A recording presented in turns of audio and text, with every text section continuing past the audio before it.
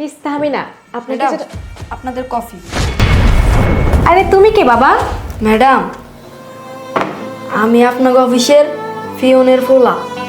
আমার আব্বা খুব অসুস্থ, বিছানা থেকে উঠতে পারে না, তাই আমার আব্বার বদলে আমি আইছি। ও আচ্ছা, তুমি সেলিমের ছেলে। আচ্ছা ঠিক আছে, তুমি যাও এখন। আচ্ছা ম্যাডাম, আমার না আরেকটা কথা ছিল। কি কথা বলবে বাবা, বলো। ম্যাডাম, আমার আব্বার লেগা ওষুধ নিয়ে যাইতে হইব। ম্যাডাম, আমার আব্বা চলতি মাসে যে কয়দিন কাম করছে ওই কয়দিনের টাকাটা আমার দেন, তাহলে আমি আব্বার লেগা ওষুধ নিয়ে যাইতে পারো। দেখো বাবা, তোমার আব্বু এই মাসে কয়দিন কাজ করছে সেটা তো আমার জানা নেই। যদি টাকা নিতে হয় তোমার বাবাকে আসতে হবে, হিসাব নিকাশ করে তারপর টাকা নিতে হবে। ম্যাডাম, আমার আব্বার আইতে হইব। আমার আব্বা তো অনেক অসুস্থ, আইতে পারবো না। তবে ম্যাডাম, আমার কাছে হিসাব আছে।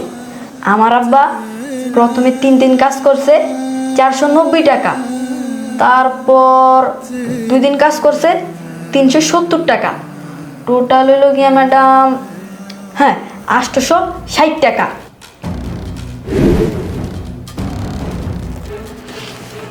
এটা কিভাবে সম্ভব বাবা? তুমি এত দ্রুত কিভাবে ক্যালকুলেশন করতে পারলে? ম্যাম, বাদ দিন তো। আমার মনে হয় এই বাচ্চা ছেলেটা বাসা থেকে ক্যালকুলেট করে নিয়ে আসছে। কি বলছেন আপনি? ও যদি বাসা থেকে হিসাব করে আসতো, এত দূর আসতে আসতে এটার মনে থাকার কথা না।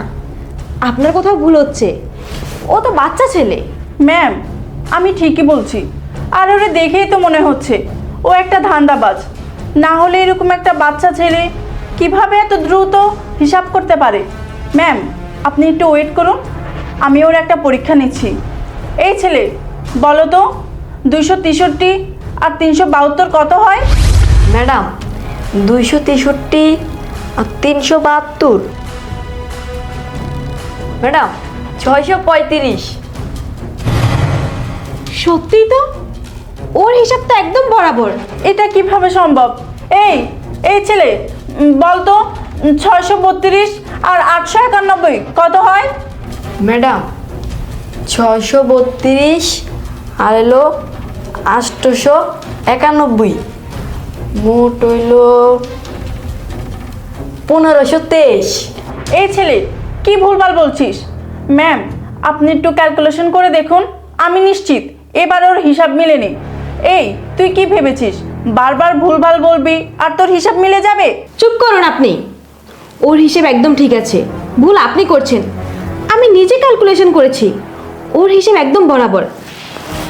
বাবা, তুমি আমাকে একটা কথা বলো তো, তুমি কতদূর পড়াশোনা করেছো? কোন ক্লাসে পড়ো তুমি? তুমি এত সুন্দর হিসাব কিভাবে জানো? ম্যাডাম, আমি পড়ালেখা করি না ম্যাডাম। ম্যাডাম, আমার জন্মের সময় আমার মা মারা গেছে। তারপর ম্যাডাম, আমার আব্বাই আমার কোলে ভিডিও করে মানুষ করছে ম্যাডাম। ম্যাডাম, আমি 5 পর্যন্ত পড়ছিলাম সরকারি স্কুলে ম্যাডাম। তারপর যখন হাই স্কুলে ভর্তি হইতে হইব, তখন হঠাৎ করে আমার আব্বা অসুস্থ হয়ে পড়ে। আমার আব্বার একটা কিডনি নষ্ট হয়ে যায়। তারপর থেকে আমার আব্বার ভারী কোনো কাজ করতে পারে না, রিক্সা চালাতে পারে না, সেজন্য আমার পড়ালেখাটাও বন্ধ হয়ে যায়। তারপর ম্যাডাম, আপনাদের অফিসে 2 দিন 3 দিন করে পিওনের চাকরি করে সেই টাকা দিয়ে কোনো রকম বাঁচতাছি ম্যাডাম। জানেন ম্যাডাম, আমি স্টুডেন্ট হিসাবে খুব ভালো ছিলাম, কিন্তু টাকার লাগে আর পড়াশোনা করতে পারিনি। তবে ম্যাডাম, আপনি আমাকে যে কোনো হিসাব দিবেন, আমি সহজে ক্যালকুলেটর ছাড়া করে দিতে পারি। দেখেছেন মিস তাম্মু, এতক্ষণ আপনি ওর সম্পর্কে না জেনে ওর পোশাক আশাক দেখেই ওকে বিবেচনা করেছেন। মানুষের পোশাক আশাক দেখে বিবেচনা করার চিন্তা ভাবনা বাদ দিন, মনের চোখ দিয়ে মানুষকে দেখতে শিখেন। যে হিসাবটা ও মুখে করে দিয়েছে সেই হিসাব যদি আমি আপনাকে করতে দিতাম, আপনি করতে পারতেন না। ম্যাম, আমার ভুল হয়েছে, আমাকে মাফ করে দেন। আর বাবা, আমি বুঝতে পারিনি, তুমি আমাকে মাফ করে দাও। ঠিক আছে, এখন আপনি যান।